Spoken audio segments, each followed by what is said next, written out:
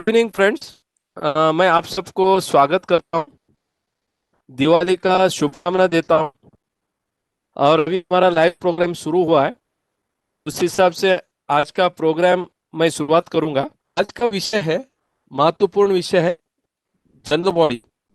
क्योंकि normally general body 30 September of every year हमें continue करना रहता है। तो जनरल बॉडी के लिए क्या कालावधि दिया है, क्या जनरल बॉडी के कोई एक्सटेंशन अवेलेबल है या नहीं है, ये एक्सटेंशन है तो कितना कालावधि का एक्सटेंशन है, इस तरह से हम जनरल बॉडी कर पाएंगे। दूसरा महत्वपूर्ण विषय आता है, which we all know, related to audit. कब करना है, ऑडिटर किधर से अपॉइंट, और महत्वपूर्ण सवाल है कि ऑडिट रिपोर्ट कब तक सबमिट करना है, क्या उसको कोई एक्सटेंशन दिया है। all know that audit has to be completed in 4 months from the corporate year, which means audit जो है लगभग आपको 30 सितंबर के पहले, मतलब लगभग 31 जुलाई को खत्म करना है। और 1 महीने के अंदर आपको ऑडिट रिपोर्ट सबमिट करना है। ऑडिट रिपोर्ट जो है normally has to be given 31 of August. Because of the Covid, तो क्या रिलैक्सेशन है, क्या जीआर है। And the third and most important aspect which normally is handled or which is asked is regarding election. तो हम doctor किशोर मांडे जी भी जानकारी लेंगे कि इलेक्शन को लेकर क्या कोई प्रावधान है, किस तरह से हम कर पाएंगे। तो इलेक्शन छोटा सोसाइटी का कब होगा, कैसा होगा, all this questions we would like to have answer department accordingly. Being a cooperative week, I welcome each one of you. And in this cooperative week, I also congratulate you and give you best wishes.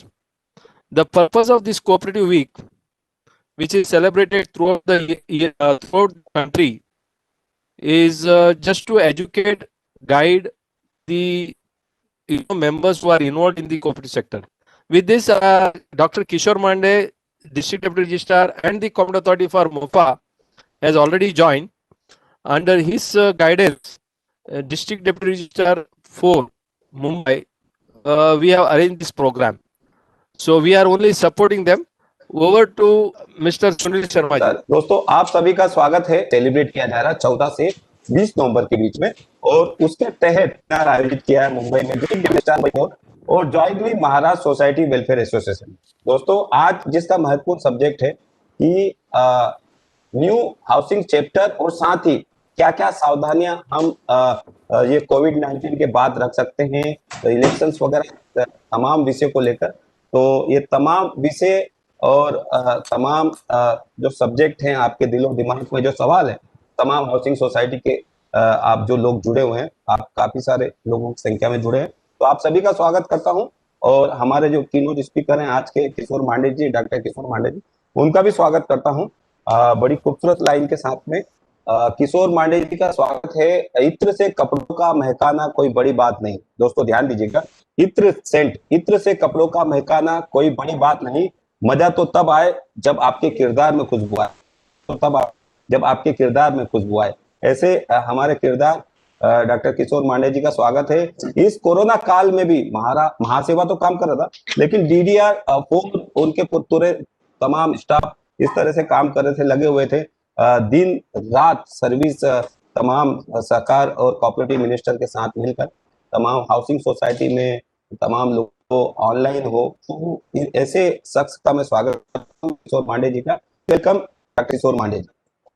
किशोर जी, आपका स्वागत है। नमस्कार मित्रांनो, आज आपल्या सहकार सप्ताह आपण जो साजरा करतोय 14 ते 20 या सहकार सप्ताहाच्या निमित्ताने आपण सर्वजण एकत्र भेटतो आहोत। आणि आता दिवाळी जे झाली तर दिवाळीच्या सर्वांना शुभेच्छा देतो। आणि सहकार सप्ताहाच्या निमित्ताने सहकार क्षेत्राचं आपल्यासाठी असलेलं योगदान किती महत्त्वाचं आहे, तर याची एक आठवण म्हणून आपण या सप्ताह साजरा करतो आहोत। तर सहकार सप्ताहाच्या निमित्ताने वेगवेगळे कार्यक्रम राज्यामध्ये आयोजित केले जात आहेत, परंतु कोरोनाच्या कालावधीत बाहेर आउटिंगला कार्यक्रम होत नाही। तर बऱ्याच वेळा मी रमेश प्रभूंना म्हटलं की आपण एक ऑनलाईन सेमिनार अरेंज करू, so that we will be connected to each other. तर मी ह्या सहकार सप्ताहाच्या निमित्ताने अपॉर्च्युनिटी घेऊन मला काही गोष्टी सांगायच्या आहेत। मध्ये लॉकडाऊनमध्ये बऱ्याच गोष्टीच्या आपल्याला अडचणी आल्या होत्या। तर लॉकडाऊनमध्ये बऱ्याच गोष्टी आपल्या झाल्या की ऑडिट विषयी प्रश्न निर्माण झाले, इलेक्शन घ्यायचे बद्दल प्रश्न निर्माण झाले, डिव्हिडंड वाटपाचा प्रश्न निर्माण झाला.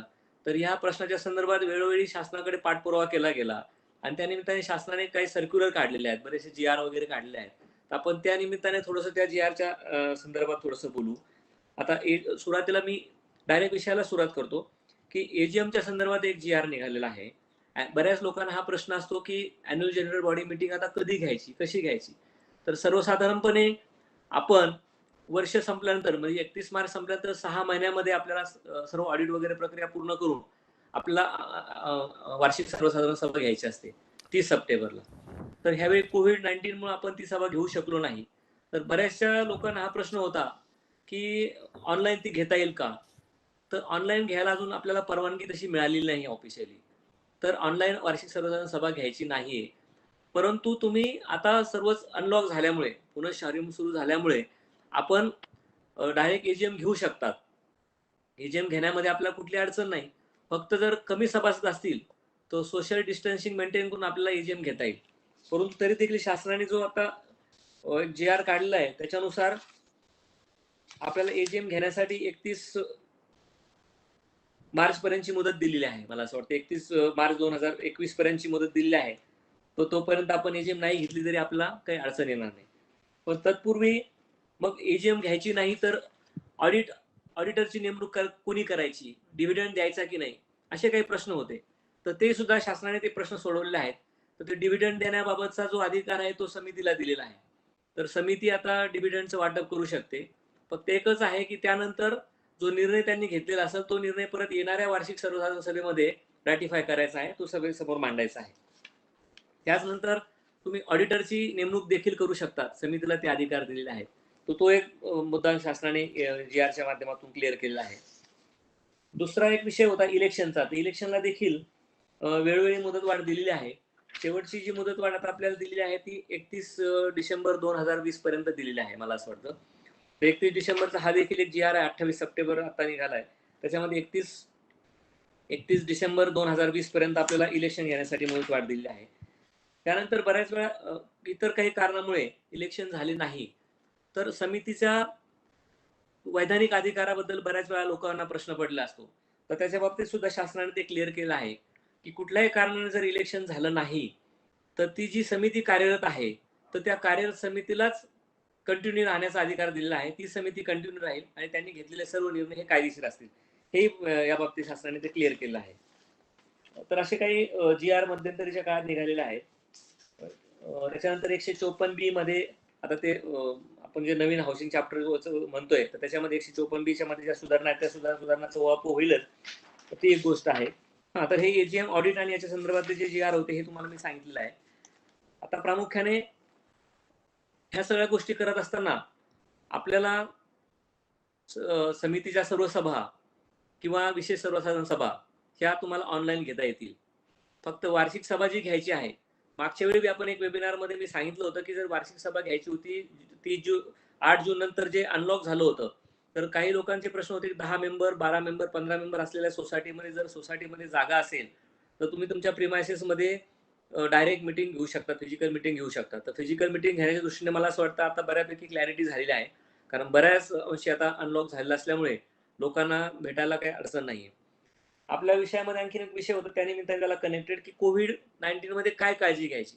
तर ह्याच अनुषंगाने मी सांगू इच्छितो, की आपल्याला 3 गोष्टी प्राथमिक पाळायच्या आहेत. एक तर म्हणजे मास्कचा वापर करायचा आहे. दुसरं कंटिन्युअसली हँडवॉश, हात धुवायचे आहेत आणि सोशल डिस्टन्सिंग मेंटेन करायचं आहे. तर सोशल डिस्टन्सिंग मेंटेन करून आपण सोसायटीचा सर्व कारभार करू शकतो. आपण बाहेर प्रवास करू शकतो, तर सोसायटीमध्ये एजीएम घेऊ शकतो. सोसायटीच्या वेगवेगळ्या प्रकारच्या मीटिंग आवश्यक असेल तर त्याही घेऊ शकतो. फक्त मास्क वापरणं गरजेचं आहे आणि कंटिन्युअस हात धुणं गरजेचं आहे. तर कोविडमध्ये ही सर्वात जास्त काळजी घेणं गरजेचं आहे. कारण आता आपल्याला कोविडची लस यायला अजून अवधी आहे किंवा येते प्रोसेसमध्ये आहे. तर ह्या सर्व कालावधीमध्ये आपण आपल्या सोसायटीचे कारभार ठप्प करून चालणार नाही. तर आपल्याला सोसायटीचं कामकाज करायला सुरुवात करायला पाहिजे आणि हळू-हळू त्या सगळ्या प्रिकॉशन्स घेऊन सुरुवात करायला पाहिजे. आता मला असं म्हणायचं, की आता ह्या ज्या गोष्टी आहेत ह्या जी-आरच्या अनुषंगाने मी तुम्हाला सांगितलंय. मी रमेश प्रभूंना म्हटलं, की आपण बेसिकली ही जी चर्चा आहे सहकार सप्ताहाच्या निमित्ताने जी करतो, तर सहकार चळवळीचं एवढं मोठं योगदान आपल्या राज्यामध्ये किंवा देशामध्ये असं आहे, की इव्हन आपल्या राज्याच्या अर्थसंकल्पापेक्षा देखील सहकार चळवळीचं जे टर्नओव्हर आहे ते फार मोठं आहे. तर त्या निमित्ताने आपण ही चर्चा करतोय. तर चर्चेमध्ये मी काही भाषण देण्यापेक्षा मला असं वाटतं आपण लोकांना येणारे प्रश्न आणि त्याच्या अनुषंगाने चर्चा केलेली जास्त चांगली राहील, असं माझं मत आहे. तर तुम्ही कोणाला जर काही प्रश्न असतील तर चॅट बॉक्समध्ये टाका किंवा डायरेक्टली विचारू शकता. आपण त्या तशी चर्चा करू. तर ती चर्चा जास्त बेटर आणि फायदेशीर राहील असं मला वाटतंय. तर कुणाचे काही प्रश्न असेल तर बरोबर. आपण तशी चर्चा सुरू करू. तर सर, हा, पहिला yes. प्रश्न असा आहे हं. की आता इलेक्शन 31 डिसेंबर 2020 पर्यंत पुढे ढकललेलं आहे. हां, बरोबर. हां. प्रश्न असा आहे की फायनल इलेक्शन रूल्स तर कधीपर्यंत येऊ शकतो, ज्याच्यानंतर आपण कधी इलेक्शन घेऊ शकतो, हे पहिल्यांदा मोठा प्रश्न लोकांचा है। 31 दिसंबर 2020 तक इलेक्शन पोस्टपोन किया है, तो क्या हम लोग कब तक फाइनल रूल अपेक्षा कर सकते हैं, कब तक फाइनल इलेक्शन हो सकता है? नहीं नहीं, इलेक्शन रूल्स का जो ड्राफ्ट वगैरह बनाया गया था वो सब फाइनल स्टेज में है, फाइनल स्टेज में था, लेकिन बिकॉज ऑफ कोविड वो थोड़ा प्रोसीजर डिले हुआ है। लेकिन अभी 31 दिसंबर तक एक्सटेंशन दिया है। शायद अभी कोविड का क्या सिचुएशन है, आगे अगर दोबारा कोविड का कुछ ये होता है, पैंडेमिक कुछ अटैक आता है, सेकंड अटैक बोल रहे हैं, तो वो अगर आता है तो फिर थोड़ा सा डिले हो सकता है। अदरवाइज इलेक्शन रूल्स जल्दी ही तैयार हो जाएंगे और आपको इलेक्शन रूल मिलेंगे और 31 दिसंबर के बाद शायद इलेक्शन 31 मार्च, ज्यादा से ज्यादा 31 मार्च के बाद इलेक्शन शायद शुरू हो जाएंगे, ऐसा हमारा दूसरा जो सवाल है अकाउंट्स को लेकर, देखिए अकाउंट्स हमें 31 जुलाई तक ऑडिट करके खत्म करना था, तो अभी बहुत सारा ऑडिटर अपना इनकम टैक्स इसमें उसमें बिजी है, तो सोसाइटी का ऑडिट थोड़ा सा डिले भी हो रहा है, सोसाइटी का मैनेजर भी नहीं आ रहा है, तो हमें मुदतवाद मतलब कितना टाइम तक आपने को ऑडिट करके लेना है? 31 मार्च तक आपको मुदत दिया है ना ऑडिट करने के लिए। ऑडिट करने के लिए 31 दिसंबर तक दिया है, मतलब जनरल बॉडी 31 मार्च तक दिया है, तो हाँ। जनरल बॉडी के पहले कम से कम ऑडिट होना चाहिए। सर एक सवाल है मिस्टर लक्ष्मण का है, इन 79A अभी वो तो दूसरे टॉपिक में आए हैं, फिर भी Ramesh ji, how many members are join this meeting? हाँ अभी 120 लोग ज्वाइन हुए हैं और हमने इसको यूट्यूब में लाइव किया सर, और फेसबुक में वगैरह हमने शेयर किया है, तो 122 हो गया अभी, थोड़ा थोड़ा ज्वाइन होते जा रहे हैं और अच्छे बाकी अच्छे मेंबर्स भी कुछ सवाल पूछेंगे तो मतलब their active participation will be there. बिल्कुल लक्ष्मण जी, आप अपना सवाल डायरेक्ट पूछिए, अनम्यूट करिए और आप पूछिए। नमस्ते डॉक्टर साहब। हाँ नमस्ते डॉक्टर साहब। हमारा बिल्डिंग है, 13 मेंबर है, 3 आदमी बोलते हैं हमको सिक्योरिटी डिपॉजिट चाहिए बिल्डर से और 10 आदमी बोलते हैं हमको नहीं चाहिए, तो उसमें क्या फैसला होएगा? 79A में बिल्डिंग रीडेवलपमेंट में जाएगा तो सिक्योरिटी डिपॉजिट बिल्डर से लेना है। हेलो हाँ 10 आदमी बोलते हैं हमको नहीं देगा चलेगा, 3 आदमी बोलते हैं हमको चाहिए ही चाहिए कॉस्ट ऑफ द प्रोजेक्ट का, किसके लिए सिक्योरिटी चाहिए? तो उसमें क्या फैसला होएगा? बैंक गारंटी ना। बैंक गारंटी जो 79 में लिखा हुआ है it is strictly to be follow.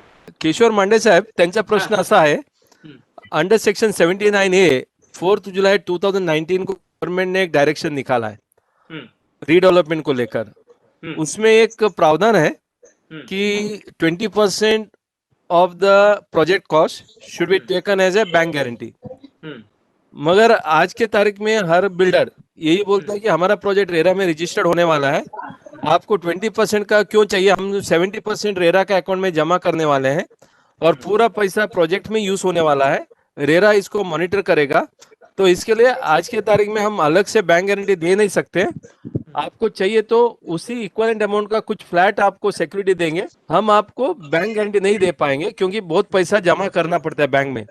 तो लक्ष्मण जी का सवाल ये है, क्या ऐसे जो प्रावधान 79A डायरेक्शन में है, क्या हम उसको उल्लंघन करते हुए क्या डेवलपर को बिना सिक्योरिटी डिपॉजिट या बिना बैंक गारंटी क्या हम अपॉइंट कर पाएंगे?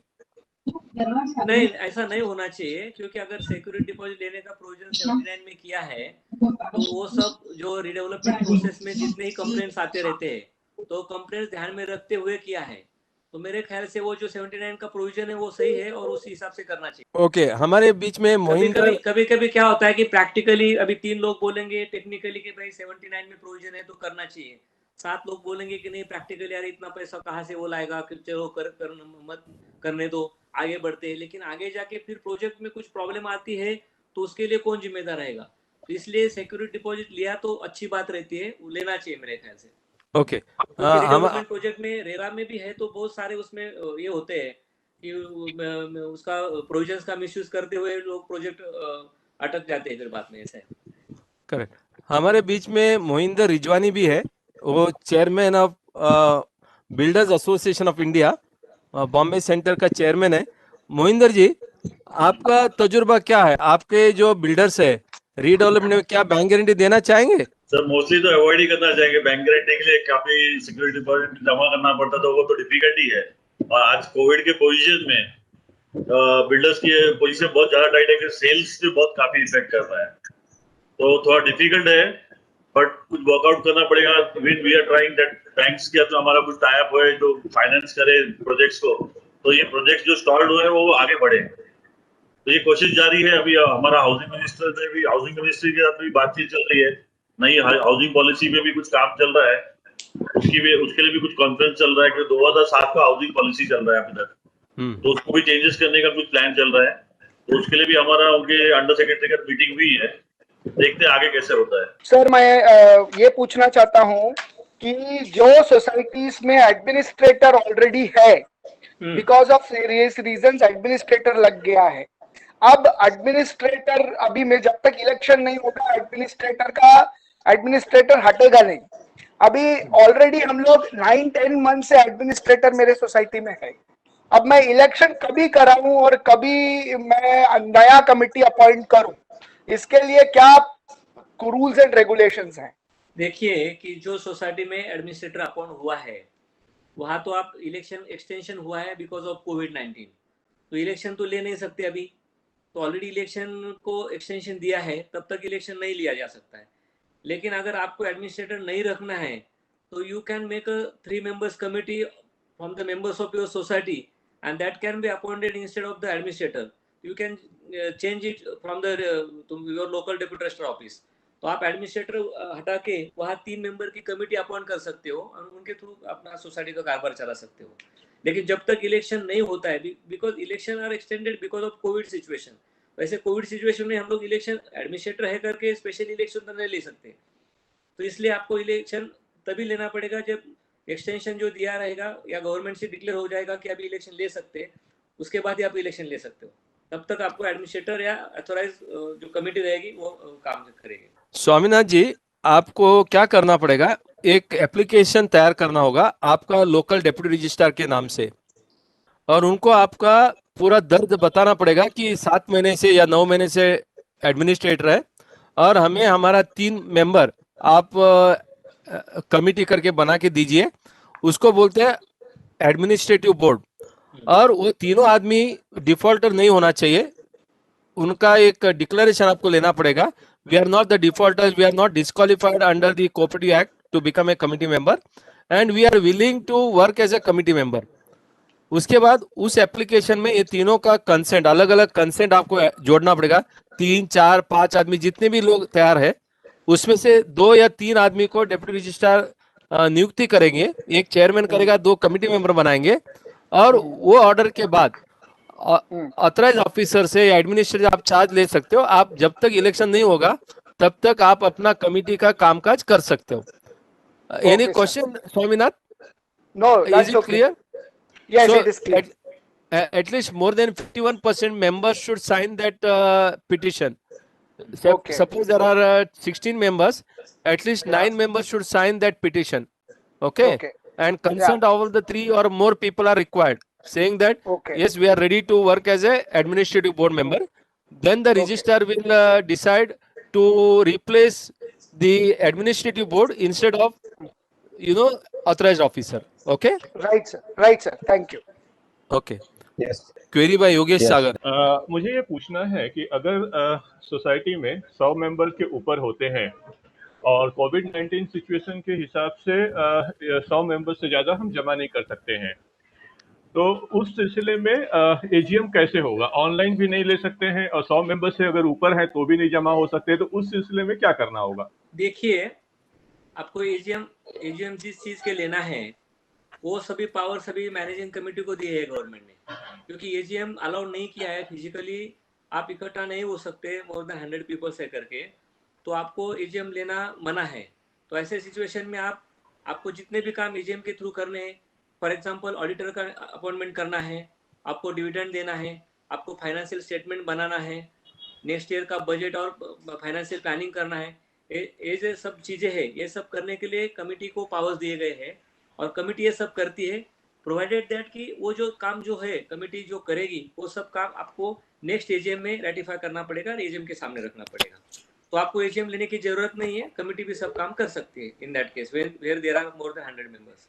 अभी इस सिलसिले में जैसे भी बिल्डिंग रिपेयर का अगर काम करना होता है और एजीएम का परमिशन लेना, क्योंकि अमाउंट वहां पे बड़ा होता है, more than the prescribe limit होती है, उस सिलसिले में अगर हम एजीएम नहीं लेते हैं तो वहां पे हम बिल्डिंग रिपेयर का काम कैसे कर सकते हैं? और अल्टीमेटली अगर मानसून आता है और ये एजीएम रिस्ट्रिक्शन नहीं उठता है, आपको उस सिलसिले फाइनेंशियल में क्या? प्लानिंग और बजटरी प्रोविजन, फाइनेंशियल प्लानिंग के फाइनेंशियल पावर्स दिए गए हैं। देखो इसमें जो है the committee shall in the financial 2020-2021 have the power to decide on the disposal of surplus and annual budget for the next year and to appoint an auditor or auditing firm from the panel approved by the state government in this behalf. Minimum qualifications वगैरह, मतलब government ने जो यदि कितना 2 नवंबर का निकाला एक GR है, उसमें दिया है कि फाइनेंशियल जो प्लानिंग है वो आप सब कर सकते हैं, तो उसके अंदर ये सब करेंगे आप। अगर रिपेयर वगैरह करना है तो ये डिसीजन भी आप कमेटी ले सकती है, बाद में उसको एजीएम में रेटिफाई कर दीजिए।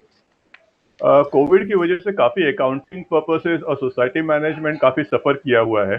अकाउंट्स और बाकी मैनेजिंग कमेटी मीटिंग नहीं हो पा रही है, जो मंथली मैनेजिंग कमेटी मीटिंग होनी चाहिए, क्योंकि वहाँ पे गैदरिंग में प्रॉब्लम आ रही है और काफी चीजें मेंटेन नहीं हो पा रहा है। उस सिलसिले में कैसे कैसे क्या करना चाहिए, वहाँ पे कहाँ पे नहीं, हम खड़े? अभी आप क्या कर सकते हो, अभी कमेटी की मीटिंग आप कंटिन्यूस कर सकते हो, कोई प्रॉब्लम नहीं। जब भी अनलॉक नहीं हुआ था तभी ऑनलाइन मीटिंग के लिए परमिशन ऑलरेडी दी है गवर्नमेंट ने, लेकिन अभी तो पूरा अनलॉक हुआ है तो 15-20 लोग आप मैनेजिंग कमेटी में जितने भी मेंबर्स है आप आके मीटिंग ले सकते हो। तो सोसाइटी का ऑफिस रहेगा तो ऑफिस में ले सकते हो, या ओपन प्लेस रहेगा सोसाइटी में तो वहां भी चेयर डाल के आप मीटिंग ले सकते हो। तो कमेटी का मतलब सोसाइटी का कोई अफेयर्स मैनेज करने के लिए अभी कोई मेरे ख्याल से दिक्कत नहीं आनी चाहिए, कमेटी ने लेना चाहिए मीटिंग वगैरह। अगर ऐसा कोई नहीं ले रही कमेटी और कुछ मेंबर को परेशानी हो रही तो आप तुरंत डिप्टी रजिस्ट्रार के पास जाइए, उधर के लोकल डिप्टी रजिस्ट्रार के पास एप्लीकेशन दीजिए, तो वहां से तुरंत वो उनको लेटर दे देंगे कि आप मीटिंग कर सकते हैं करके। ठीक है, क्योंकि पहले के लॉकडाउन पीरियड की बात है, अभी तो खैर खुल चुका है, 25-50 आदमी 100 आदमी तक जमा हो सकते हैं। नमस्कार सर, माझा प्रश्न असा आहे की आमची 7 सोसायट्यांचं फेडरेशन आहे, तर फेडरेशनचं इलेक्शन जसं आपण आता म्हणालात की 31 डिसेंबर पर्यंत आपण पोस्टपोन केलेलं आहे, तर 31 डिसेंबर पूर्वी जर 7च आमचे सोसायट्यांचे फेडरेशन आहेत, त्याचं आम्ही इलेक्शन कंडक्ट करू शकतो का? आणि त्यासाठी जे सोसायटीचे रूल्स आहेत, म्हणजे ऍक्च्युअली प्रायमरी मेंबर्स आमचे 300 लोकांचे आहे, तर ती आम्हाला एजीएम लिमिटेड मेंबरच्या गॅदरिंग मध्ये ती घेता येईल का? बघा, इलेक्शन घेण्यासाठी एक्सटेन्शन दिलेलं आहे, परंतु माझ्या माहितीप्रमाणे कुठल्या जीआर मध्ये असं स्टे केलेलं नाही कुठली गोष्ट की इलेक्शन तुम्ही घेऊ नका असं म्हटलेलं नाहीये, परंतु एक्सटेन्शन दिलेलं आहे की ज्या समित्यांच्या इलेक्शन पात्र आहेत, इलेक्शन कमिटी इलेक्शन घ्यायला पात्र आहेत, अशा समित्यांचे इलेक्शन घेण्यासाठी शासनाने मुदतवाढ दिली आहे। परंतु अशा ज्या छोट्या मोठ्या संस्था आहेत तिथे त्यांना स्टे दिलेला नाही, त्यामुळे आपण आपला प्रस्ताव कृपया संबंधित डेप्युटी रजिस्ट्रार मार्फत इलेक्शन आयोगाला पाठवावा तिकडे पुण्याला, त्यानंतर प्राधिकरणाकडून काय योग्य निर्णय असेल तो घेतला जाईल। Our society is of 3 buildings. 2 buildings have already submitted letter to the committee for not continuing with the society and want to form their own independent society. 1 building have gone ahead and opened a separate bank account to collect the maintenance and meet their own day-to-day expenses and repairs. Please advise how to divide these societies. ऐसा नहीं कर सकती society all of sudden की खुद का account open करेगी और कारोबार अलग करेगी। When there is already cooperative society form of 3 buildings, 3 building का सोसाइटी ऑलरेडी रजिस्टर्ड है ना, हाँ, तो फिर ऐसा अकेली बिल्डिंग जाके कहीं अकाउंट ओपन नहीं कर सकती unless they are permitted to open the account. तो उनको क्या करना पड़ेगा कि तीनों सोसाइटी को एक साथ आके एक एजीएम कंडक्ट करिए, लेकिन अभी एजीएम हो नहीं सकता तो ऑनलाइन आप special general body meeting conduct कर सकते हो, उसमें बायफर्गेशन अंडर सेक्शन 17 बायफर्गेशन का प्रपोजल आप मंजूर कर सकते हो और डेप्यूटी रजिस्ट्रार के पास फाइल कर सकते हो प्रपोजल। तो फिर उसके बाद आपका बायफर्गेशन हो सकता है, तो बकायदा 2 or 3 societies can be registered, wing wise society can be registered, then आप अकाउंट ओपन कर सकते हो और आपका खुद का कारोबार कर सकते हो। लेकिन तब तक आप एक सोसाइटी है तो एक सोसाइटी करके आपको चलाना चाहिए, दूसरा अकाउंट ओपन किया तो वो सब इलीगल हो जाएगा बाद में। तो आप ऐसा नहीं करना चाहिए, दैट इज रॉन्ग। जी अभी प्रॉब्लम ऐसा है कि they are not coming together to for committee meetings also, so functioning is also very difficult and the buildings are deciding all by themselves. Can you hear me? Yes. Can hear Yes, you. Go ahead. Anand. So can we initiate section 17 of MCS then? नहीं देखिए Anand ji, please listen carefully. What Dr. Kishore Mande has suggested, your society is one society. They have to function within the provisions of the act and rules and bylaws. You cannot violate, and one of the societies just go and open the account and manage your own building account. That is not permitted. उनका एक जवाब बाकी था कि अगर मतलब society 3 building जो है तो तीनों सेपरेट होना चाहती है या खाली एक बिल्डिंग सेपरेट होना चाहती है? आनंद जी, दो बिल्डिंग, हाँ तीनों बिल्डिंग सेपरेट हो जाएगा क्योंकि out of 3 2 are whether they are willing to separate or not willing to separate. They are willing to ऐसा है कि separate. अगर if they are willing to separate, then section 17 will become in picture, and if they are not willing to separate, suppose out of 3 buildings only 2 buildings or only 1 buildings are willing to separate from to form a separate society, then you have to make a proposal under section 18. तो section 17 और 18 दो sections है bifurcation के। अगर खुद सब लोग आके इकट्ठा होके अगर चाहते हैं खुशी से कि हम लोग सेपरेट होना चाहिए तो section 17 will come in picture. अगर एक विंग ही चाहती है सेपरेट होना है तो फिर सेक्शन 18 के अंडर प्रपोजल देना चाहिए आपको, ऐसा है। सेक्शन 17 18 तो ask you because we are sharing the same common amenities like generator हुआ या whatever compound हुआ gate हुआ and nobody is coming together, so we'll have to approach the register to say that उसमें से bifurcation के लिए एक proposal है, सर्कुलर है। आप डिप्टी रजिस्ट्रार के ऑफिस में जाके वो सर्कुलर चेक करिए, उसमें क्या क्या पॉइंट दिए, 8-9 पॉइंट दिए उसमें कि क्या क्या होना चाहिए। सेपरेट इलेक्ट्रिक मीटर होना चाहिए, सेपरेट एंट्रेंस एग्जिस्ट होना चाहिए, एंट्रेंस एंड आउटगेट होना चाहिए, पानी का टाकी सेपरेट होना चाहिए। मतलब अगर सेपरेट सोसाइटी फॉर्म होती है तो उसका मैनेजमेंट सेपरेट होना चाहिए। फिर अगर मिक्सअप रहता है, सब लोगों को एक साथ ही आके कुछ करना पड़ेगा कॉमनली, तो फिर वो सेपरेट नहीं हो सकती है। तो आप पहले जाके जरा सर्कुलर चेक करिए, उसमें आपके पॉइंट सब बैठते कि वो देखिए और उस हिसाब से प्रपोजल फाइल करिए। A member is settled in a foreign country for last 7 years and keeps the flat giving on leave and license. He had over the over AGM notice to her flat tenant. The member, however, pays her annual outgoings regularly. Can she be penalized for removing her as not an active member? So he is not an active member because he is paying the maintenance. He has kept the tenant for 7 years, does not come in the society at all in the general body. Can we remove him because he is not an active member? Once he should apply to the committee for his absence. उन्होंने permission ली है क्या? Absent रहने के लिए permission लेना चाहिए। Permission भी देती है, कुछ जेन्युइन रीजन होता है कि नहीं आ सकता है, उसको टिकट नहीं मिली है, कुछ काम है उसी टाइम में फॉरेन में रहता है तो उसको लीव नहीं वहां से सैंक्शन हो गई आने के लिए। तो ऐसा कुछ रीजंस दे कि अगर they will apply to the managing committee and then managing committee will sanction their application for non absence to the general body meeting, then they will be not treated as a non-active member. They will be treated as active member. Their application should be sanctioned first prior to the general body. She has not sent the application. If you are not applied, then as per the act, you will be disqualified. You will be not treated as an active member. Paul, let me just clarify. I want to clarify you. Now there is a new GR which has been issued somewhere on 28th of October.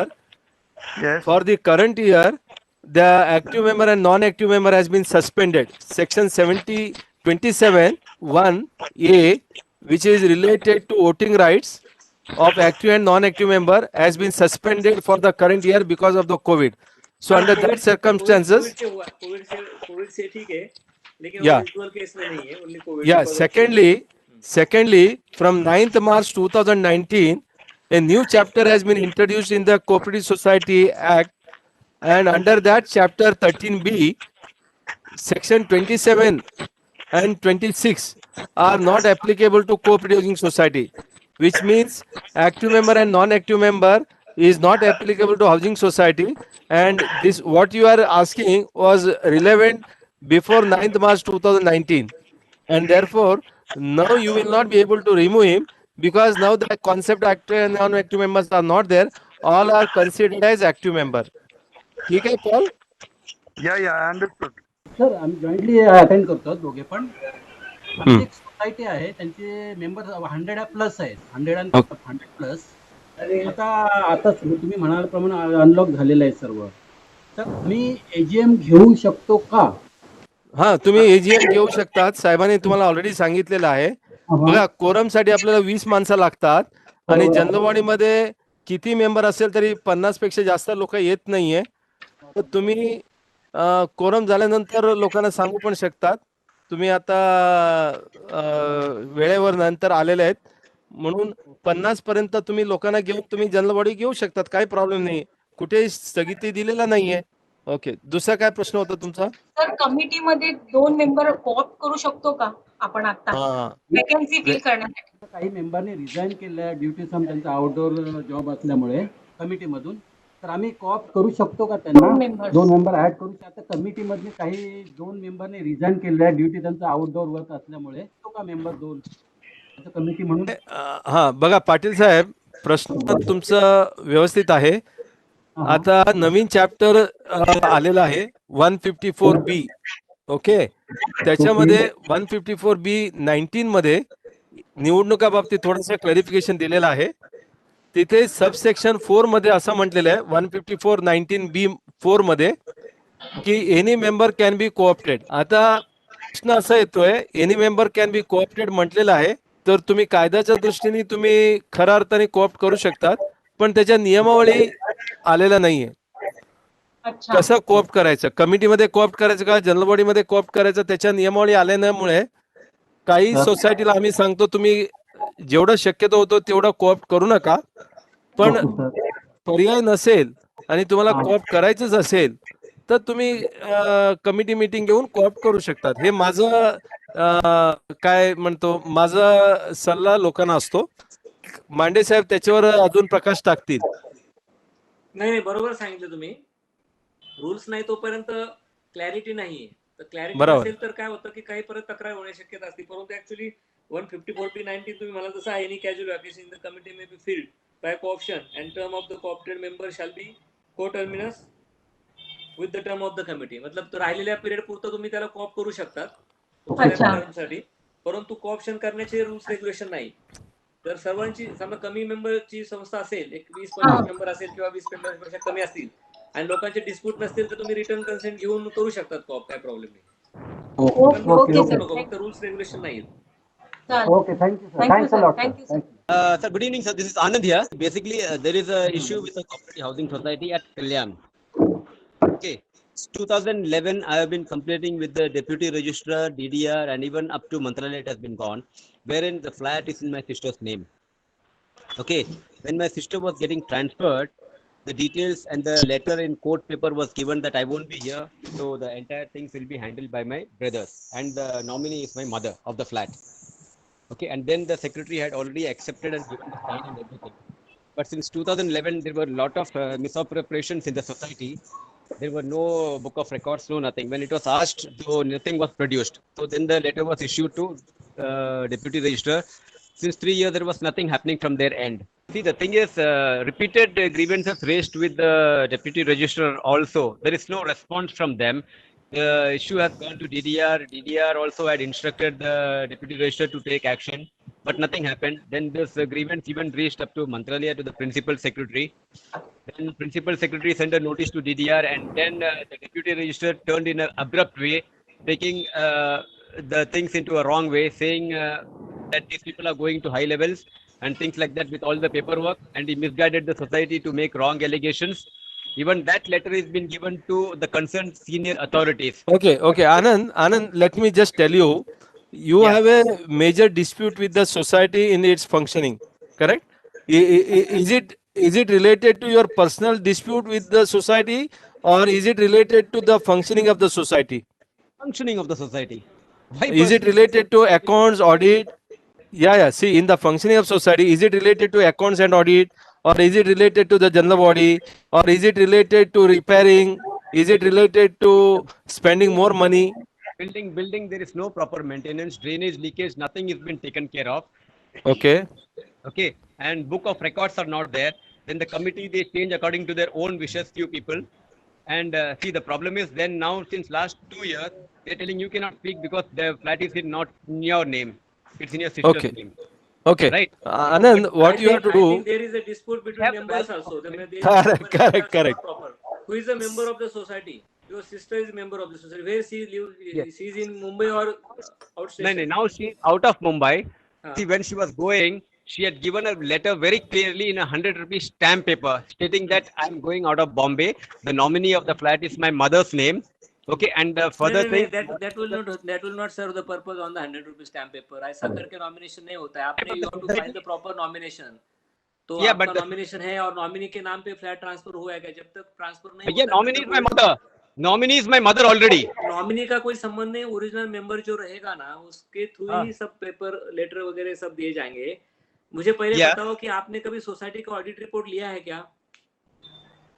नहीं ना, देते ही नहीं ना. हाँ, तो See, आप that's the audit problem. Report के पहले क्या करो कि एज अ मेंबर आप सोसाइटी का ऑडिट रिपोर्ट ले लो. When you will get the audit report, you will come to know the proper accounting system of the society, whether there is fraud, mismanagement, or misfunctioning of the society. So you first get the audit report of the society. If you will not get the audit report of the society from your society, you can get it through the register office only. तो register office से जाके आप audit report लीजिए, फिर audit में क्या objection है दीजिए, और accordingly you can make a complaint. When you make a complaint, We have then since nobody will entertain your 2010. complaint because there is not specification in the complaint की on what way you should proceed further. तो आपको No, क्या no. करना चाहिए कि complaints का पूरा ये देना चाहिए कि आपका रिपेयर का कंप्लेंट्स है या ऑडिट के बारे में कंप्लेंट है, ज्यादा खर्चा हुआ कंप्लेंट है, अगर लीकेजेस है तो उसका कंप्लेंट, ये स्पेसिफिक आपको करना पड़ेगा. उस हिसाब से All letters are point wise. Given that there is no book of No, accounting. Anand, you are trying to see. Let me tell you, if you have any specific complaint, there are different authorities whom you have to go and make the complaint. See, you please go through bylaw number 174 and 175. So in the bylaw number 174, there are various authorities which have been specified. What are the complaints you have to take in the general body? What are the complaints you have to take to the cooperative court? What are the complaints you have to take to the civil court? What are the complaints that you can take to the registrar? And there is a specific format of the complaint given in the bylaw itself. There is a format for the complaint. What happens, Anand, you and me, without understanding what the registrar wants, we go and write the story. You write any number of story, there will not be any answer. Your complaint should be very specific. Prayer should be very specific. Whatever prayer he can do, he will do. What he cannot do, he will say that it is not in my jurisdiction. So you make a proper complaint. I think it will be heard. Second thing I can tell you, if you are so aggrieved, there is a Right to Public Service Act. Under the Right to Public Service Act, there is some. We in our building, we had a brother and sister, both Okay. spinsters. Each one had their own flat, Mhm. adjoining flats. So the brother died, and since the sister was a nominee, she put the flat on her name, being the honorary secretary, and as a nominee, without bringing the will on record, now the heirs, that means the nieces, nephews, they're Catholics. So now what has happened is that sister has put the flat of her brother, given the flat of her brother by gift deed to her favorite niece. Let me tell you, first of all, it is owned by two people, brother and sister. No, it is owned by one only. Who is that? There are two flats. One two. flat is owned Okay, okay. solely by the sister, Okay. one flat is दोघांचे owned नाव दोन आहेत. Okay. One is brother, one is sister. Okay. Now, bachelor. brother has expired. Because brother has expired, that flat has been transferred to niece directly. No, it is put on the sister being a nominee. she Acha, has okay. on her name. Okay. See, now under the 154B, now if a nominee is considered as a provisional member, so they cannot be considered as a full-fledged member. and to make a full-fledged member, they will have to get the letter of administration or the succession certificate from the court. So unless until they bring, the membership will not be transferred. So therefore, till such time it will be a provisional member, and provisional member cannot make a gift and all. Paul, if that has happened, it is illegal, and therefore the aggrieved person may file a case in the court. But this has Okay. happened in 2014. Can I sir. ask the question? Yeah, go ahead. Hello. Sir, this has happened in 2014. Hello. Yeah, please go ahead. Please go ahead. My question is like this, sir. We have a provisional working committee, a 1-year-old society. Okay. Meanwhile, the society provisional working committee has lost the confidence of the entire members. Appears that they are in a mood that members demand that this provisional working committee should go, and the online election is being allowed, so it should be conducted. My question is that whether this provisional working committee's existence is required to be there to conduct the election, general body meeting, etc., or some other small committee can conduct the meeting and the general body and the election can be conducted by the small committee. See, Mr. Manohar, there is a provisional committee. Now, Yes. the elections are not allowed. So that is postponed because there is no election rules. Till the election rules happen, you cannot do anything. In case all the provisional committee members are ready to resign, and there are 3 people in the society who are ready to work as administrative members, you can take their consent, give it to the registrar, signed by more than 51% members. Then the registrar can appoint, those 3 people as administrative committee members till the proper elections are held. Okay? I have a question regarding the repair cost liability. May I ask? Yeah, before that, Mohinder has a question. Mohinder, you can ask the question. Thank you Ramesh ji.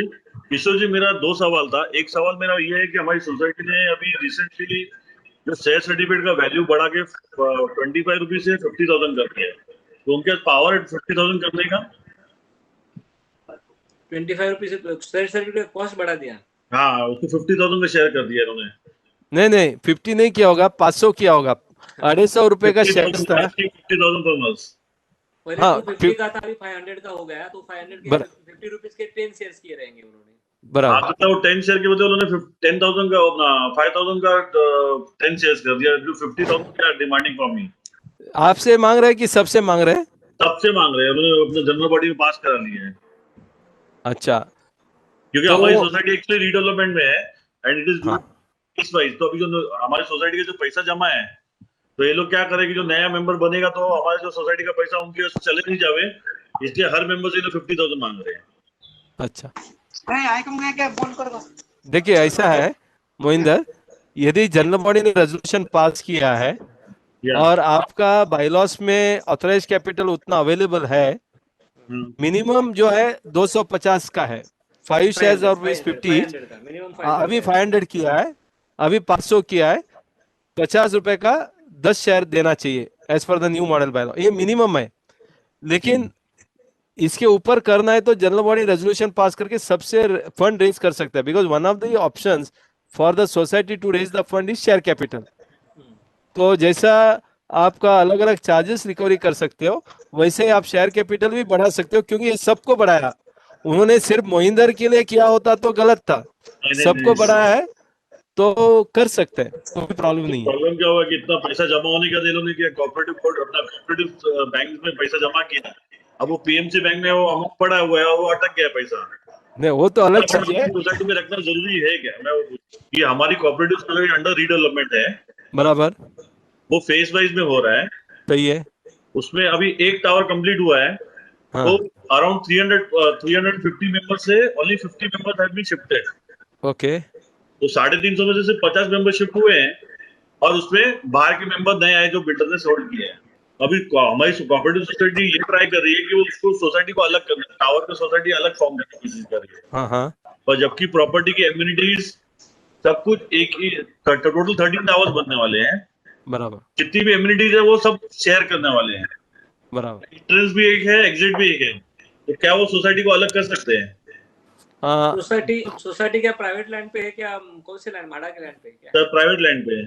Private land पे नहीं, society अलग हो भी जाती है ना, तो अभी लैंड बाइफरकेट नहीं होगी, तो सोसाइटी मैनेजमेंट के लिए अलग हो सकती है, लेकिन लैंड जब बाइफरकेट होगी तो आपको आपका प्रोरेटा शेयर ही मिलेगा लैंड में, उसमें कोई दिक्कत नहीं आएगी अलग सोसाइटी। नहीं तो वो कंडीशन डाल के रख रहे हैं कि आपको उस लैंड में हमको कोई एक्स्ट्रा एफएसआई कुछ भी पड़ेगा तो आपको मिलेगा नहीं उसका बेनिफिट। ऐसा बोलने से नहीं होता है। सर जनरल बॉडी में पास करते हैं, हमारे मेंबर समझते हैं पास हो जाता है और बाद में मेंबर को इशू फेस करना पड़ता है। बराबर। अब कोर्ट में जाओ तो कोर्ट में इतने लंबे हियरिंग चलते हैं कि सब तो 5-5 साल केस लड़ते रहो तब तक पूरा डेवलपमेंट खत्म हो जाएगा। देखो अभी एक तो लोगों को कायदा के हिसाब से काम करना है, नहीं है समझ के काम करना है, ये दोनों नहीं करता है तो कोर्ट कचहरी में जाना ही पड़ेगा ना, उसमें सॉल्यूशन नहीं है। वही तो ट्राई कर रहे हैं अवॉइड करने का। या हमारा धंधा मत बंद करो साहब, महेंद्र जी हमारा कोर्ट कचहरी में जाने का धंधा है। राइट। वो लाइटर में बोल रहा हूँ, अदरवाइज आप आराम से समझ के काम करिए, कोई दिक्कत नहीं आएगा। सोसाइटी सेपरेट कर सकती है क्या एक सिंगल टावर? कर सकता है, लेकिन लैंड का एंटाइटलमेंट सेपरेट नहीं हो सकता है।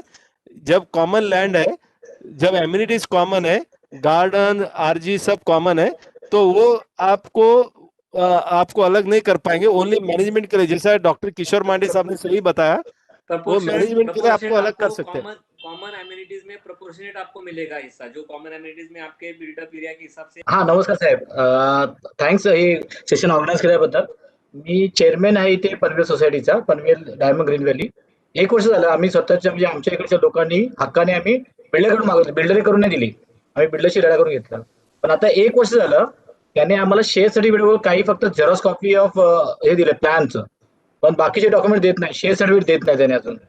तर अशा रीतीने आम्ही आरटीआय फाईल केलेलंच आहे, पण याच्या व्यतिरिक्त आम्हाला काय करावं लागेल? आम्हाला टीम कन्व्हेन्सला पण जायचं आहे, काही सपोर्ट नाही करत आहे बिल्डर। सोसायटी कोणी रजिस्टर केली, तुम्ही केली की बिल्डरने केली? बिल्डरने करून दिली, पण आम्ही मागे लागून त्याच्याकडे घेतली आम्ही, ते देत नव्हता, तो देतच नव्हता 5-4 वर्ष। म्हणजे सर्व रेकॉर्ड तुम्हाला दिलं नाही दिलेलं आहे। पण आता दिलं का? नाही दिलेलं आहे। शेअर सर्टिफिकेट आम्ही जवळजवळ आम्ही पत्रव्यवहार पण केलाय, शेअर सर्टिफिकेट नावाची वस्तू आमच्याकडे असायला पाहिजे, ते जवळ 1 वर्ष त्यांनी त्याच्याकडे ठेवली। कदाचित शेअर सर्टिफिकेट दिलेच नसतील लोकांना, तर तुम्ही नवीन शेअर नाही, आमच्याकडे सही करून घेतल्या साहेब, आमच्याकडनं सह्या करून घेतल्या। चेअरमॅन, ट्रेजरर, सेक्रेटरीच्या सह्या लागतात ना, तो बोला मी फक्त तुम्हाला शेअर सर्टिफिकेट बाइंडिंग करून देतो रिटर्न, तो जो घेऊन गेला तो अजून रिटर्न नाही, आणि त्या फोनला बोलतो मी देऊंगा, लॉकडाऊन चालू आहे। 1 वर्ष झालं साहेब। तुम्ही काय करा, ते सर्व शेअर सर्टिफिकेट आहे ना ते कॅन्सल करून टाका। तुम्ही सांगा, बघा शेवटी चेअरमॅन सेक्रेटरी ट्रेझररच त्याच्यावर सही करू शकतात। तुम्ही असं करा, हे अमुक शेअर सर्टिफिकेट जे इश्यू केलेलं आहे ते आम्ही कॅन्सल करतोय, रद्द करतोय, आणि तुम्ही नवीन शेअर सर्टिफिकेट इश्यू करा जनरल बॉडीमध्ये ठराव पास करून। ठीक आहे। आणि तुम्ही ह्या कंप्लेंट करून टाका पोलीस स्टेशन मध्ये, अमुक शेअर सर्टिफिकेट आम्ही कॅन्सल केलेलं आहे आणि हे सर्व बिल्डरकडे आहे, आणि त्यांनी वापरलं तर त्यांच्यावर फौजदारी गुन्हा दाखल करावा, आणि त्या पोलीस कंप्लेंट तुम्ही बिल्डरला पाठवून द्यावा। ठीक आहे? नक्की साहेब। साहेब दुसरा एक प्रश्न होता, मला टीम कन्व्हेन्सला पण मला मदत पाहिजे, मतलब कोणी असं म्हणजे डिस्प्यूट्स आहेत तर तुमच्याकडनं कोणी असं मदत, या तुमच्यातर्फे मला तुमचा नंबर भेटला। रमेश प्रभूंनाच कॉन्टॅक्ट करा, टीम कन्व्हेन्स करा। मी असं करतो, टीम कन्व्हेन्स के करता बराबर। देखिए मेरा नंबर है ना सुनील शर्मा जी, मेरा नंबर आप चैट बॉक्स में डाल दीजिए, मैं शेयर करता हूँ। हाँ चैट बॉक्स में आपको नंबर दिया जाएगा, नंतर तुम्ही फोन करा मला। आपको मेल आईडी और फोन नंबर शेअर करता हूँ। मिस्टर जयंत पाटील, एजीएम ने मेंटेनन्स फिक्स केलं होतं, एजीएम जनरल बॉडीने, त्यामध्ये त्यांनी per square feet state rate लावलं होतं, तर ते ऍप्लिकेबल असेल का सर्वांना? असेल स्क्वेअर फूट प्रमाणे लावले का सर्वांना समांतर लावले? सर्वांना रेट समांतर लावलेला आहे। रेट म्हणजे प्रत्येक फ्लॅट धारकांना इक्वल लावले का? एरिया वाईज लावलेले, त्यांचे एरिया वाईज रेट ऍप्लिकेबल केले, एरिया वाईज केले। ते सिंकिंग फंड, रिपेअर फंड किंवा सर्व मेंटेनन्स स्क्वेअर फूट प्रमाणे लावले? सर्वांना स्क्वेअर फीट प्रमाणे लावलेलं आहे, सिंकिंग फंड, रिपेअर फंड आणि सर्व्हिस आणि मेंटेनन्स चार्जेस, 3 हेड मध्ये लावले। बरोबर बरोबर. नॉर्मली कसं असतो, सर्व्हिस चार्जेस जे आहे, जसं की सिक्युरिटी चार्जेस आहे, हाऊसकीपिंग आहे, हे सर्व समांतर लावता येईल इक्वल. बाकीचं मेजर रिपेअर्स म्हणा, तुमचं सिंकिंग फंड म्हणा, property tax, insurance, NA tax, जे काही संबंधित जमीनचं संबंधित आहे किंवा बिल्डिंगचं संबंधित आहे, ते स्क्वेअर फूट प्रमाणे केले जातात. पण एकदा जनरल बॉडीमध्ये ठराव पास केला असेल, तुम्हाला मान्य नसेल, तुम्ही परत स्पेशल जनरल बॉडी मीटिंग मध्ये हे प्रस्ताव मांडा आणि त्यांना बायलॉच्या प्रमाणे आकारला सांगा. नाही पण सर याच्यामध्ये कसं फक्त एकच मेंबर ऑब्जेक्शन घेते, अदर एवढं max to max 5% members objection घेतात. ठीक आहे, तुम्ही आता एकदा जनरल बॉडीने ठराव पास केला, त्याच्यावर त्यांना दात मागायला कोऑपरेटिव्ह कोर्टातच जावं लागतं. त्यांना कोऑपरेटिव्ह कोर्टात जाऊन स्टे आणा लागेल. ज्यांना ह्याच्या ठरावाचं मान्यता नाहीये, त्यांना जाऊन कोऑपरेटिव्ह कोर्टातून स्टे आणा लागेल. Okay okay. माझा एक सेकंड क्वेश्चन, हा, एक AGM कॉल करायची आहे. हा, त्याचे मेंबर आहेत 122. हा, तर ऑनलाईन AGM घेऊ शकतो का सर? मला मी असं वाटत आहे की ऑनलाईन परमिशन नाही म्हणून ऑनलाईन AGM नाहीये. AGM घेण्यासाठी ऑनलाईन परमिशन दिलेली नाही अजून. Correct sir. त्यामुळे ऑनलाईन AGM घेता येणार नाही. फिजिकल प्रेझेंटेशन घेऊ शकतो. हो, फिजिकली तुम्ही घेऊ शकतात. शैलेंद्र सावंत, तुमचा काय प्रश्न आहे का? एक महत्वाचा प्रश्न होता, तो ऍक्च्युअली स्किप करायला लिहिला होता. सोसायटी हँडओव्हर झाली आहे, तरी बिल्डर आता सध्या म्हणजे आपल्याला काय जसं मी सांगितलं तुम्हाला कोऑपरेट करत नाही, पण तो त्याच्या पार्किंग विकतोय आणि काही माणसं घेतात पण पार्किंग, 1.5-2 लाखाला पार्किंग घेतात. आम्ही त्यांना समजून सांगितलं की सोसायटी झाली आहे, पार्किंग विकत घेऊन नका, पण ते चाललंय त्यांचं. काय करायचंय अशा बाबतीत? कोर्टात जावं लागेल साहेब, दुसरा काय पर्याय नाही. नाही, आम्ही सांगतोय की भाई सोसायटी तुम्ही जी जागा घेतली आहे ना, ती तुमच्याप्रमाणे बघा, ज्याने कोणी म्हणजे गाडी लावली, गाडी काढली, हे तुमचं तुम्ही बघा, त्याच्याशी कमिटीशी काय घेण्याचं नाही. बरोबर बरोबर. Can a nominee become a committee member? Lakshman, what is your question? Mother expired and the nominee is admitted in the committee. Can she come the managing committee as a secretary or chairman? See, a nominee can. Yeah. See, if there is a nominee, she is considered as a provisional member. Once she becomes a provisional member in the society record, she can contest the election. She can become a candidate. There is no problem. Once she becomes a committee member, then she can become an office bearer also. There is no problem at all. Okay. Only thing, that nominee member, that is a provisional member, cannot sell the flat. They cannot, give mortgage the flat. They cannot create a third party right in the flat, but they can contest the election. There is no problem. If there is a no 20% security deposit by the developer, अगर builder नहीं देता है, तो what action does the deputy registrar take? Sir, deputy registrar is not a court. In that case, you have to go in the civil court. A registrar does not have any jurisdiction to decide whether the builder should give the 20% or not give the 20%. Okay. But it is in the bylaws, sir. It is in the bylaws. Maharashtra Cooperative Act.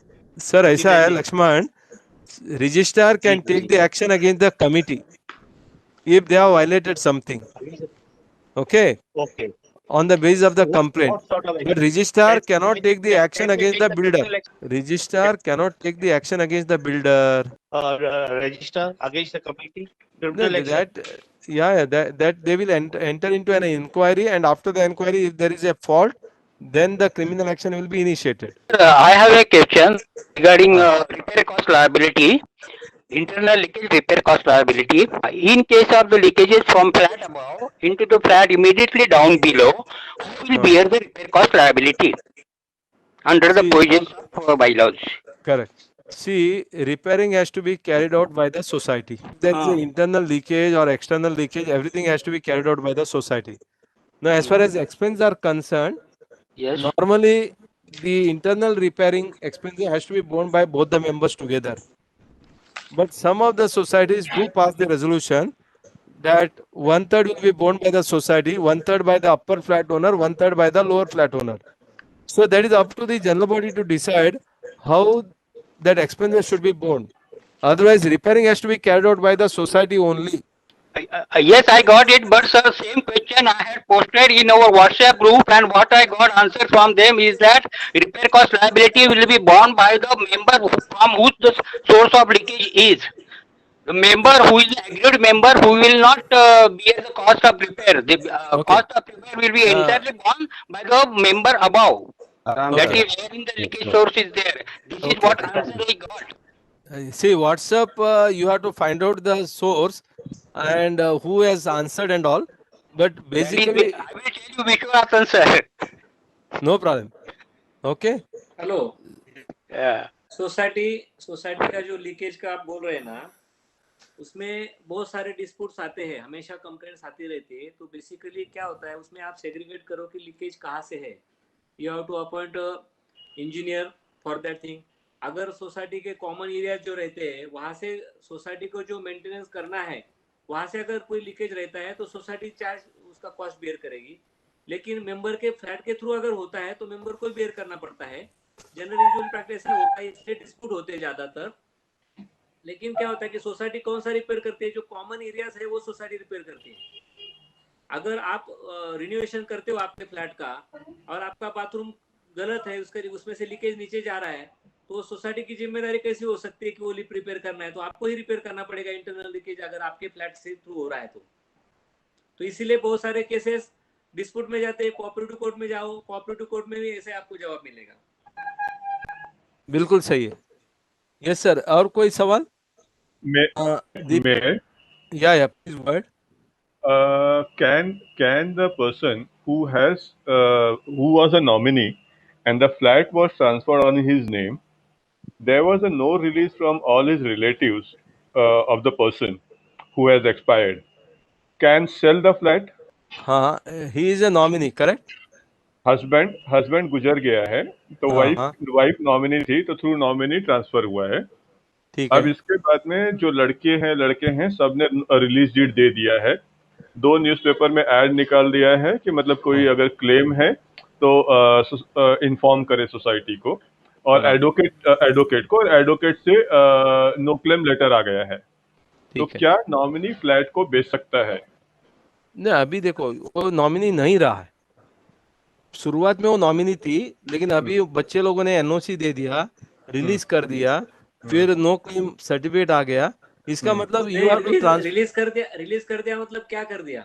Release date बनाया होगा ना? Release date registered है। Registered release date रहेगा तो इनके favour में ही हक चले जाएंगे, तो वो she will become a full fledge member. Correct. Then she can sell the flat. Okay, thank you. लेकिन अभी क्वेश्चन आंसर में एक्चुअली रियल हमारा जो कोऑपरेटिव वीक है, इसका हम लोग मतलब रियल सेंस में सेलिब्रेट कर दिया है। क्योंकि क्या होता है कि अगर मैं कुछ लेक्चर दे दूं, कुछ रमेश प्रभु जी कुछ लेक्चर देंगे, कुछ प्रोविजन बताएंगे, तो actual application of the provisions is not इतना होता नहीं है। तो क्या होता है कि जब आपका मेरा जो खुद का सवाल है वो मुझे क्वेरी उसको सेटिस्फाई होती है, तभी मुझे लगता है कि मैं डिस्कशन में कुछ भाग लिया तो मुझे थोड़ा सा मजा आया कि मेरा सॉल्यूशन मिल गया। मतलब मेरे एक क्लोज रिलेशन में एक प्रॉब्लम चल रहा है कि there is one cooperative society, builder handed over that whole project to them. My relative got the possession also of that flat. His document have been he got the possession, he is staying there, and he has also paid the stamp duty, and he is also one of the founder member of that society when it got registered. But actually that his document did not got registered, it got stamped. He is a founder member, the flat is in his possession, he has paid the full money, but the society is not issuing him the share certificate. Okay. On account of that, this document is not registered. Okay. Now the builder's company is has gone in liquidation. Subsequently. So now that company is also not with that builder. Okay.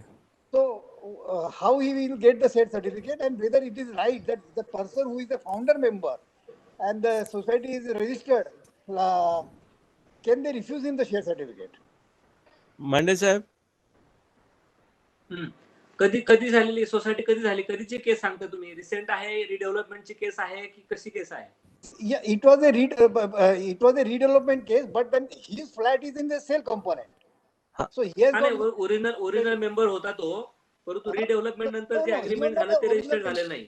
He has purchased the flat from builder, and while society when the building was handed over to the all the allottees. मला हे कळत नाही. he has purchased the flat आपण म्हणताय, and he is a founder member of the society म्हणताय.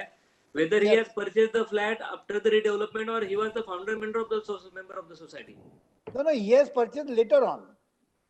See, he has purchased from the sale component. Sale component. Then how he was a founder member then? That exactly I'm saying. See, the builder formed two society. One society for the rehab component.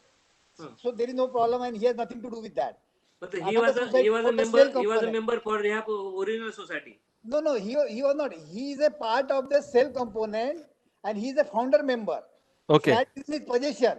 He is holding the. In the redevelopment, they made two societies. One society for the purpose of rehab, existing members, and for the sale component, he made one more society. In that SRH scheme है ही? No, it is a 33-7 matter. 33-7. Okay. 33-7 means such building where there is a existing society for the existing tenants and the new building for the new flat owners. हा जो माणूस आहे तो original society मध्ये देखील member होता, पण त्याने सेल कंपाऊंड मध्ये फ्लॅट परचेस केलेला आहे. No. He was not an original member at all. He has purchased. Okay, sale compound मध्ये फ्लॅट परचेस. मग त्याने रजिस्ट्रेशन का नाही केलं तेव्हा? थोडा डिले झाला, आणि by that time company the builders company got. मला हे कळत नाही चुकून डिले का, म्हणजे आपणच चूक करतो बऱ्याच वेळा की आपण रजिस्ट्रेशन करून घेणे ही आपली जबाबदारी आहे ना. आपण जर पेमेंट पूर्ण केलं, स्टॅम्प ड्युटी भरली, तर रजिस्ट्रेशन का नाही केलं? आता that part is already over. That mistake is already has been done by him. Now my question here is, he is a founder member. Then the society got registered. Founder member मतलब आपका ये बोलना है कि originally he has purchase from the builder, बराबर है? तो यदि उसने परचेज कभी किया होगा, कौन सा साल में? उसने परचेज किया 2014 में. 2014 में. सुन लो, नॉर्मली 1985 के बाद जितने भी सेल परचेज हुआ है उन्होंने स्टैम्प ड्यूटी भी भरा है, रजिस्ट्रेशन भी किया है. अभी 2014 में उसने रजिस्ट्रेशन नहीं किया, अभी उसका वो गलती है. फिर भी आप रजिस्टर के पास जा सकते हो अंडर सेक्शन 22 या अंडर सेक्शन 23, आप मेंबरशिप के लिए मांग सकते हो, और उसके बाद रजिस्ट्रार को लगता है कि उसमें बराबर स्टैम्प ड्यूटी भरा है, कुछ से रजिस्ट्रेशन रह गया, तो registrar can grant the membership. The membership has already been granted by the registrar, ना? हाँ, तो ठीक है, शेअर सर्टिफिकेट इश्यू नाही किया करके आप मांडे साहेब त्यांनी काय केलं माहितीये का, जेव्हा सोसायटी रजिस्ट्रेशन झाला ना, तेव्हा त्यांनी ऍप्लिकेशन फॉर रजिस्ट्रेशन सोसायटीवर सही केलेला आहे. पण सोसायटी काय म्हणतो, तुम्ही तुमच्या अग्रीमेंटवर स्टॅम्प ड्युटी भरलेला नाहीये, म्हणून मी तुम्हाला शेअर सर्टिफिकेट इश्यू करत नाही. रजिस्टर केला नाहीये. स्टॅम्प ड्युटी देखील भरली म्हणतात, रजिस्टर केलं नाही म्हणतात. सॉरी, रजिस्टर केलं नाही म्हणून ते त्यांना शेअर सर्टिफिकेट देत नाही. आता काय करता येईल आनंद गुप्ताजी, तुम्ही सोसायटीचा रजिस्ट्रारला एक अर्ज करा की माझं शेअर सर्टिफिकेट 6 महिन्यामध्ये देणं आवश्यक होता, मी ओरिजिनल मेंबर आहे, माझं नाव नोंदणी प्रस्तावामध्ये आहे, म्हणून मला शेअर सर्टिफिकेट इश्यू करण्यासाठी डायरेक्शन द्यावा रजिस्ट्रारला सांगायचं, आणि रजिस्ट्रार इश्यू करणार डायरेक्शन. ओके. किंवा रजिस्ट्रारच्या ऑफिस मध्ये, सब रजिस्ट्रारच्या ऑफिस मध्ये जाऊन रजिस्ट्रेशन करून घेण्याचा प्रयत्न करा ना. तिकडे काय प्रोव्हिजन आहे का बघा एखादी. वन वे तर बिल्डर कंपनी तुम्ही म्हणता त्या अस्तित्वात नाहीये, तर बिल्डर कंपनी जर नसेल तर मग वन वे रजिस्ट्रेशन करता येतं कसं बघून घ्या जरा, तिकडे जाऊन काही प्रोव्हिजन असेल तर मग त्याप्रमाणे तुम्हाला रजिस्ट्रेशन करून घेता येईल. ठीक नहीं, उसमें अलग अलग सिस्टम है, जैसा मांडे साहब ने बताया ना, उसमें अपन रजिस्ट्रेशन कर सकते हैं. मैं आपको 2-3 सलाह दूंगा, from there you will be able to do the registration also. Okay, in the absence of the original builder also. Okay, go ahead. Jai Singh Shivaji sir, माझे 3 प्रश्न आहेत. एक सोसायटी 1 वर्ष झालं इलेक्शन होऊन, 1 वर्षानंतर 9 मेंबर इलेक्ट होऊन आले होते. त्याच्यानंतर 8 लोकांनी या कोरोना परिस्थितीमध्ये प्रॉब्लेम झाल्यामुळे 8 लोकांनी रिझाईन केलेले. एक मेंबर रिझाईन करत नाहीये, तर त्याला सोल्युशन काय करू शकतो? परत इलेक्शन घ्यायचं किंवा दुसरं काय सजेस्ट द्या. पहिला प्रश्न. त्याच्यानंतर दुसरा प्रश्न आहे, सोसायटी रजिस्ट्रेशनच्या अगोदरचा जो मेंटेनन्स आहे तो मेंटेनन्स वसूल करण्यासाठी आहे काय? आणि तिसरा प्रश्न असा आहे, बिल्डरनी मेंबरला पार्किंगसाठी अलर्ट केलेल्या लेटरवर मग ते मेंबर म्हणजे पार्किंग सोसायटी ऍक्सेप्ट करू शकते का? हा, तर कोरम होत नाही म्हणून तुम्ही रजिस्ट्रारकडे ऍप्लिकेशन करा, ते तुम्हाला अथॉरिटी ऑफिसर अपॉइंट करतील किंवा ऍडमिनिस्ट्रेटर अपॉइंट करतील आणि मग तुमचं मॅनेजमेंट ऑफ अफेअर्स चालेल सोसायटीचं. कारण आता कोरमच राहिलेलं नाही, कोरम होत नाही म्हटल्यानंतर 77 खाली ऍडमिनिस्ट्रेटर अपॉइंट होईल. अच्छा, दुसरा प्रश्न असा, हाऊसिंग सोसायटीचे रजिस्ट्रेशन पूर्वीचा जो मेंटेनन्स आहे रजिस्ट्रेशन पूर्वीचा मेंटेनन्स नाही घेत आपण, रजिस्ट्रेशन झाल्यानंतर हाऊसिंग सोसायटी कमी त्याला दुसरा काही पर्याय आहे का? म्हणजे असं आहे ना, तुम्ही कोर्टामध्ये जावं लागेल, कोर्टात जावं लागेल, सिव्हिल कोर्टात. अच्छा, आणि तिसरा प्रश्न असा, बिल्डरनी पार्किंग अलर्ट केलेले आहे आणि ते आता हाऊसिंग सोसायटीनी ऍक्सेप्ट करावं का? बिल्डरला पार्किंग अलॉट करण्याचा अधिकारच नाही, सुप्रीम कोर्टात जजमेंट आहे, बिल्डरला पार्किंग विकता येत नाही. त्यामुळे ते सोसायटीचा राईट आहे की ऍक्सेप्ट करायचे की नाही करायचे, तुमचं म्युच्युअली ठरवू शकतात की करायचे की नाही करायचे. पण ऍक्च्युअली बिल्डरने अलॉट केले म्हणून आपण केलेच पाहिजे, इज नॉट नेसेसरी. एकदा सोसायटी फॉर्म तर सोसायटीच्या पोझिशन मध्ये सर्व पार्किंग असतात, तर सोसायटीने किती मेंबर आहेत आणि किती पार्किंग आहे त्याप्रमाणे अलॉटमेंट करायचं आहे, अलॉटमेंटचे रूल बनवायचे आणि त्याप्रमाणे सोसायटीचं पार्किंगचं मॅनेजमेंट करायचं आहे. पण बिल्डरनं सांगितलं की 4 मेंबरला मला 4 पार्किंग दिल्यात, मी विकल्यात, तर तसं करता येत नाही बिल्डरला. हे कधीच आहे? हे आता मार्च मध्ये रजिस्ट्रेशन झालेलं आहे आणि त्यांचा इश्यू झालेला आहे पार्किंग वरून. मांडे सर, खूब खूब धन्यवाद. एक लास्ट सवाल आज का हम लेंगे. प्रभु सर और मांडे सर, आप लोगों दोनों की इजाजत हो तो आज का लास्ट एक सवाल mister Shailendra Sawant. Mister Shailendra Sawant. Sir, मी शैलेंद्र सावंत बोलतोय सायनवरनं. एक प्रश्न आहे मला रिगार्डिंग एसपीजीएम रेक्विजिशन. सर, आमच्या बिल्डिंगमध्ये बरेच काळ आम्ही मीटिंग घेतली नव्हती, म्हणजे साधारणतः लॉकडाऊन झाल्यानंतर, आणि त्या कारणाने आम्ही नोव्हेंबरच्या आसपास ऑक्टोबरच्या आसपास एक एसपीजीएम रेक्विजिशन साठी, आमच्याकडे 230 मेंबर आहेत, तर 114 मेंबरच्या सही सहित म्हणजे ईमेलवर आम्ही त्यांचा कन्सेंट घेतलेला आणि एसपीजीएम रेक्विजिशन साठी एक आमच्या कमिटीकडे प्रस्ताव मांडलेला. पण कमिटीचं असं म्हणणं है कि एसपीजीएम मध्ये अंडर अभी हमारा एसपीजीएम रेक्विजिशन के लिए हमने 114 मेंबर के साइन के साथ हमने एक रिक्वेस्ट मैनेजमेंट कमेटी को दिया था. हमारे बिल्डिंग में टोटल 200 मेंबर है, सो हमने रिक्वेजिशन दिया था अंडर बायलॉ 96. ओके, तो हमारा मैनेजमेंट कमेटी, और इसके अंदर हमने 2 टॉपिक्स इंक्लूड किए थे, एक था रिपेयर्स और एक था रीडेवलपमेंट, जो हमारे कॉलोनी में काफी समय से चलते आ रहा है. बट हमारा जो कमिटी है इसने हमको रिप्लाई किया है कि you can only take a single point in an SPGM, और अंडर बायलॉ 96 हमको ये कहीं भी इसका प्रोविजन नजर नहीं आता है. तो ये एक थोड़ा सा हमारा डिस्प्यूट एरिया है सर, इसके ऊपर थोड़ा सा एक हमको क्लैरिटी चाहिए. सेकेंड थिंग, उन्होंने हमको एक लेटर दिया हमारा कमिटी ने, और उन्होंने बताया है कि हमने क्लैरिफिकेशन हाउसिंग फेडरेशन से लिया है, और उन्होंने अंडर बायलॉ 135 दिया है कि you can have only SPG, the requisition can be only under for a specific purpose. So is the interpretation correct that we can have only one agenda in a requisitioned SPGM? That is my question, sir. ऐसा कोई provision है नहीं कि एक ही point पे agenda लेना चाहिए करके. जी सर, जी सर. आप कंसर्न डेप्यूटी रजिस्ट्रार के पास जाके उनको आपका ये दीजिए, एप्लीकेशन दीजिए, तो कमेटी को डायरेक्शन दे सकते हैं, क्योंकि एसपीजीएम के लिए कोई single agenda, single point agenda ऐसा नहीं होता.